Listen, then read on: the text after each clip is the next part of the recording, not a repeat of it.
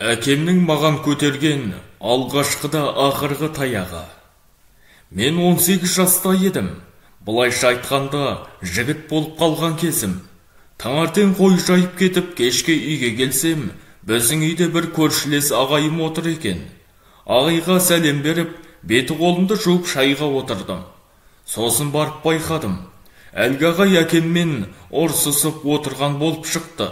Шамасы болымсыз бірдемеге келіспей қалған түрлері бар. Көрер көзге әлгі ағай көбірек, қаттырақ сөйлеп, өктемдік көрсетіп, ал әкем болса анда-санда бір мырс етіп, ащы күлгені болмаса үнсіз отыр. Апам да ана жігітке қарап, «Қымыз іш, қайыным», деп әлсін әлі қымызды құяды. Осындай қозғалыс қылықтарды көріп отырған мен ішімнен, мына жігіт жастығын көрсетіп, әкемді қорқытып отыр екен ғой, деп ойладым. Тағы біраз уақыт үнсіз отырып, істің ақырын күттім. Бастапқы көрініс еш өзгермеді. Ақысына ана жігіттің даусы одан сайын қатайып, әкем тіпті үнсіздікке айналды. Енді менің шыдамым таусылып, ашуым басыма қарай көтерілді. Орнымнан ұшып тұрдым. Жұдырығымды барынша қатты түйіп, әлгі ағаның көзіне таята барып, «Өлмей тұрғанда шық үйден», дедім. Ештеңеден қайтпауға бекінген сыңайды менің бет әлпетімнен таныған болу керек. Әлгі ағай үн-түнсіз орнынан тұрып, әкеме қарап, «Артық ауыз сөзім болса, кешіріңіз қабаға», деді де жылдам шығып аттанып шеле жөнелді. Мен қайтадан орныма отырып апамның шайын іше бастадым. Маған қарап біраз уақыт үн-түнсіз отырған әкем орнынан тұрды да, далаға шыққалы бара жатқан адамша есікке қарай барып, үйдің оң жақ босағасында кереге басында ілулі тұрған арқан, жүген, қайыстардың ішінен өрмелі жуан шідері қолынан алып, екі аттап менің қасыма таяп, арқамнан әлгі шідермен тартып жіберді. Мен жалғыз секіріп апама қарай қаштым. Әкем қолындағы шідерді сол жерге лақтырып тастап далаға шығып кетті. Ал апам болса менің маңдайымнан иіскеп, арқамды сипалай отырып, «Әттең, ақымақ баламай, үлкендердің ісіне араласып нең бар еді? Олар сенсіз де келсе алатын еді ғой. Жарайды, шайыңды іше ғой», деп тағы да маңдайымнан иіскеді. Кейін әкемнің ашу қайтқан кезде қасына барып, «Әке, мен қандай қателік жібердім?» деп едім. Әкем маған қарап аз отырды да, «Енді дұрыс болды. Сен тек әлгі жерде 3 үлкен қателік жібердің балам. Айтайын. Бірінші, өзіңнен үлкен адамға өктемдік көрсеттің. Білесің бе, қазақтың ең жақсы қасиеті не? Ол үлкенді сыйлау. Сен өзіңнен үлкенді сыйласаң, сенен кейінгілер сені сыйлайды. Бұл енді біздің ұрпақтан ұрпаққа жалғасқан үлкен заң. Сол заңды орындамадың. Екінші, сен әке шешеңнің алдында жетімнің ісін істедің.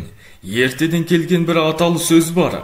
Әкесі жоқ ұлдың білек жуан, шешесі жоқ қыздың бөксесі жуан деген. Сен 18-ге келіп, білегің жуандаса да, білімің сол баяғы 8-дегі қалпынша көрінді. Бұл білекті бірді шығадының, ертегісін сенің яки өз баламның бойынан көру болды. Ал үшінші, сен әкең мен шешең біз тірі отырғанда үйден кісі қудың. Біліп ал, әр қазақтың үйінде сырттан келген қонақтың бөлінбеген еншісі бар. Мейлі, ол сенімен төбелескелі келіп отырған адам болса да, үйге келген адамға үйдей пәлеңді айтпа. Әке шешеңді, бала шағаңды, ағайын туысыңды, еліңді, отаныңды басқадан қорғап сақтау жігіт адамның мойнындағы парызы. Бірақ соның бәрінің өз себептері, салдары болады. Бағанағы жігіт әкеңді ұстап алып, сабап жатса да араша түсіп қол көтерсең жөн. Әрбір істің ізгілігі адамдардың түсінуінен басталады. Ал айтпаған өкпе тас болып қатады. Ол маған өкпесін айтты. Мен қабыл алдым. Не сайып? Істің жөнін ұқса ұғарау, деп үміт артқан бір ұл едің. Мына қылығыңмен, сен алысқа бармайсың ау балам, деді.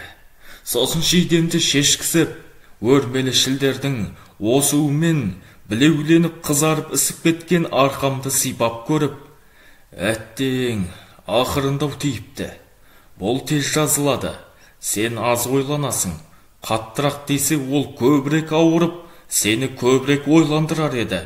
Апаңа барып, май жаққыз, деп еді. Сонда шідермен ұрған арқамнан кері ақылмен ұрған жан дүнием қаттырақ ауырғанын сездім. Содан бірнеше күннен кейін әлгі ағама кезігіп, аға, ініңіздің кемшілігін кешіре көріңіз, менен ағаттық кетті, деп ат үстінен жерге қарап едім. Өзі атынан түсіп, мені де аттан түсіріп, мойнымнан құшақтап отырып, оғаш жоқ бауырым, менің де қателігім болды. Ержетіп қалған жігіт баласының көзінше ағама өкпемді қаттырақ айттым. Бір жағы сенікі де дұрыс енді. Біреу келіп әкесіне дүрсе қоя беріп жатса, қай жігіт тыныш тұра алсын? Мен кеткен соң әкең сабады ма? Кәне, арқаңды көрейінші, деп менің рұқсатымсыз жейдемді түріп көріп, па, әлгі шалың қатты кеткен екен, жарасыз ер болмайды. Біздің үйде тамырбас алтын дәнекері бар еді, соны алып апаңа апарып жараңа жақтыр, 2-ақ күнде жазылып кетеді, деп мойнымнан құшақтаған қалпы денемді ырғап-ырғап, қарқылдап күліп еді. Сол ағам бүгінде бар, 60-тан асқан шал болды.